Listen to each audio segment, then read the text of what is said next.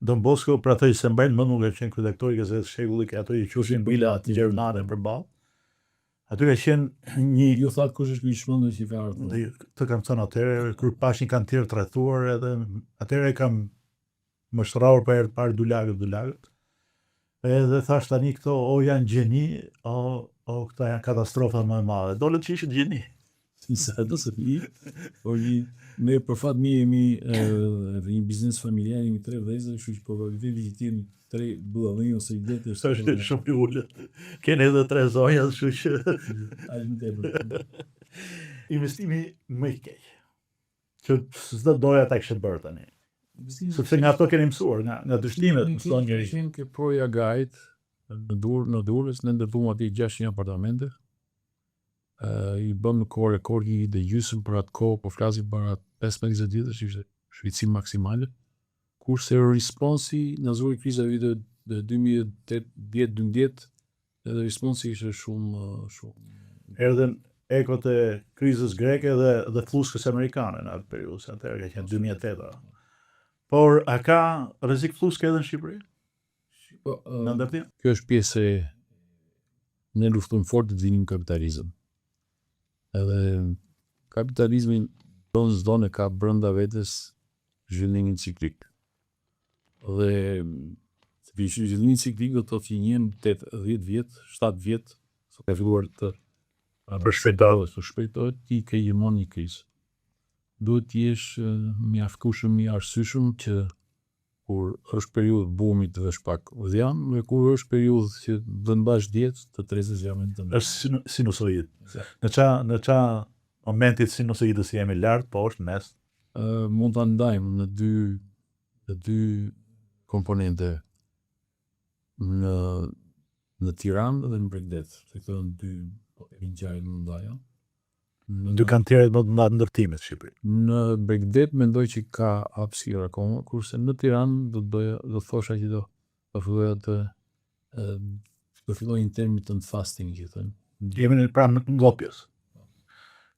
Pra, kjo është dhe një lloj këshille për të bërë pak kujdes. Absolutisht. Për e keni për kolegët ndërtues, e keni për investitorët, e keni për blerësit? Për blerësit jo, për blerësit mund ta shohin të si një opsion për të qenë më piki në zgjedhjet e gjërave, dhe të kenë mundësi zgjedhje më të mirë. Do i rekomandoja që në çdo rast në këtë kohë nuk është e rëndësishme 100 euro më pak apo 100 euro më shumë, se sa është e rëndësishme që të shesësh aty ku po ti po jep gjakun, bjesën, lodhin tënde, sepse breja shtëpisë është një event një në jetë, për shumicën është ajo. Po shumicën po, sepse është ajo që thuhet një first time buyer. Kur ti bën shtëpinë e parë, ke mundësinë të blesh pastaj shtëpinë e dytë ku e zgjeron me një dhomë, që është më kollaj edhe me dy dhomë. Pastaj se ke mësuar nga gabimet ose nga eksperiencë. Kuzhinë dhe një dhomë ke. Tani vetëm shton dhomë nëse të rishet atë, ble një më të madhe. Dhe vështirë se që në këtë aspekt është shumë e rëndësishme që ti të masësh ku po e hedh fatin tënd, se sa qofësh është 5 lekë më shumë apo 5 lekë më pak. Do t'i rekomandoj që të ecim me kompani që kanë një rekord të mirë në lëvrimin e kohë dhe në cilësi produkt, se sa me kompani që janë të reja në treg që nuk dihet se si dhe shqyre ta menaxhojnë krizën. Kjo jo se më lëvërdis mua personalisht, por besoj që kjo është që ka mban alarme. Okay. Është e shpejtë? Është një fenomen i çuditshëm. Por e logjikon duhet të kishte ndodhur. Nuk ka ndodhur akoma. Dhe pastaj i fillojmë me mendon pse nuk ka ndodhur akoma, dhe ka shumë arsye. Çfarë na ka mbrojtur deri tani? Çfarë po e largon? Për shumë asnjë nuk e komenton, nuk e thot, nuk e le ta themi. Ky është studio për ndërtimin, për arkitekturë për urbanistikën. Absolutisht me maksimumin e transparencës, edhe për një lloj ndriçimi të vetes dhe të publikut. Janë 30.000 italianë që janë rezident në Shqipëri dhe kryesisht në Tiranë për shkak. Që edhe këta fillojnë i lehtësojnë pak tregun. Po, si vitin e kaluar të huajt ka blerë 500 deri në 600 milionë euro. Absolutisht. ne në ndodhi një fenomen interesant para ca kohësh. Kishim një ekip të madh që kishte ardhur nga Polonia dhe ata ishin të interesuar për projektet tonë të blerë. Polakët dhe çekët. Grek, Hungarez, ka plot, nuk është aty, Rumun, Bullgar, Evropa qendrore, Po. kryesisht. dhe ata erdhën me logjikën që të shikonin produktet tona, me logjikën e tillë unë ju ofrova projektet në Bregdet. Jo, tha duam të shkojmë në Tiranë për shkak. Ja. Dhe pse në Tiranë? Se kuptoj. Në çfarë arsye ka një Polak të vitë dhe një shtëpi në Tiranë?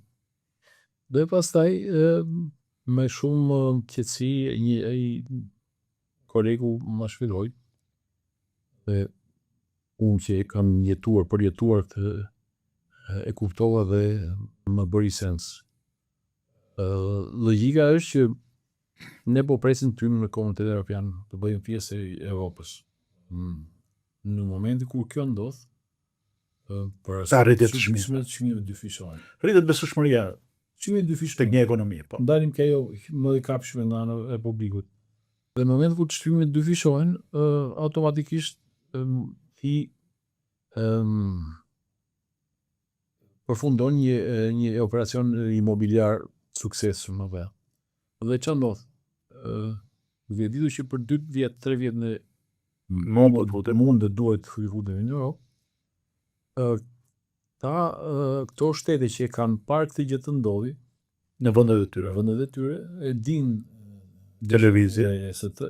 çështjes edhe ç'a thonë, okay, unë kam leta themi një Polak në fund ditës 100.000, 150.000 euro, kur ka 50.000 euro të ardha për frym, Do të kurse ka në gjë, dhe arrin edhe të luaj bixhos.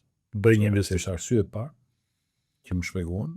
Arsye e dytë ishte që duke qenë se ne jemi akoma jashtë komunitetit, ata nuk kanë nevojë të bëjnë raportim për taksa, që është arsye e dytë. Pra, lekë të Që mund të jetë arsye e parë për ata në këtë. mund të jetë dhe arsye e parë, nuk për mua janë të dyja të vlefshme, e kanë plus domethënë që të veprojnë. Pra, Këto të dy arsye fabula e integrimit në BE deri në 2030 do na mbaj. besoj që po. Në Bregdet që thatë që ka ende hapësirë për zhvillim, në cilat zona më shumë? Është dhe aktuale, po unë do ikjem me sy mbyllur në Vlorë, nga Vjosa në Orikum.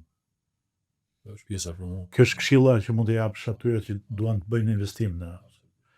A janë në kohë, besoj, sepse mas disa vitesh ndoshta Jo, ndash disa vitesh do kenë mundësi.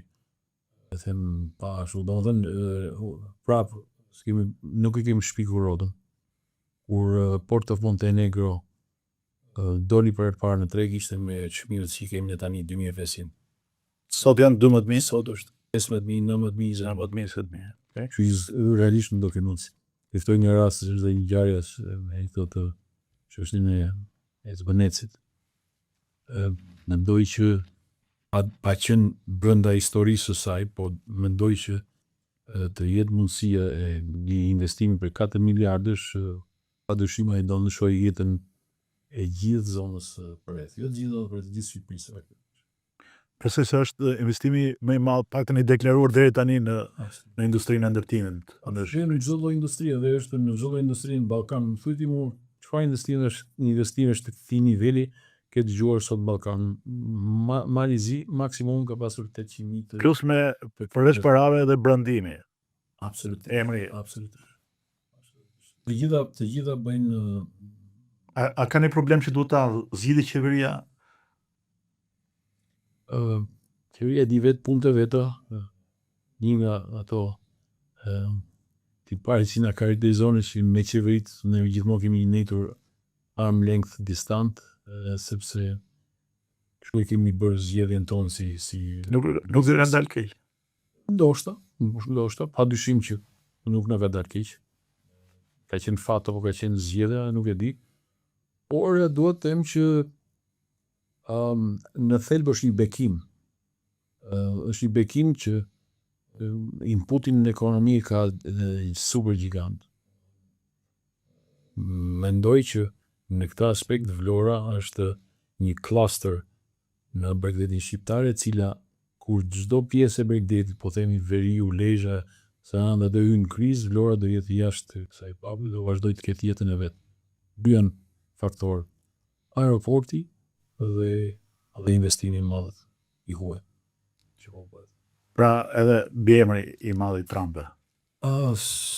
Shko, okej, pas dyshim që emri i madh bën sens, po 4 miliardë kanë advertising më të mirë mundshëm, nuk ka nevojë për Për mbiemra. mbiemra. I kanë emrin e madh vet.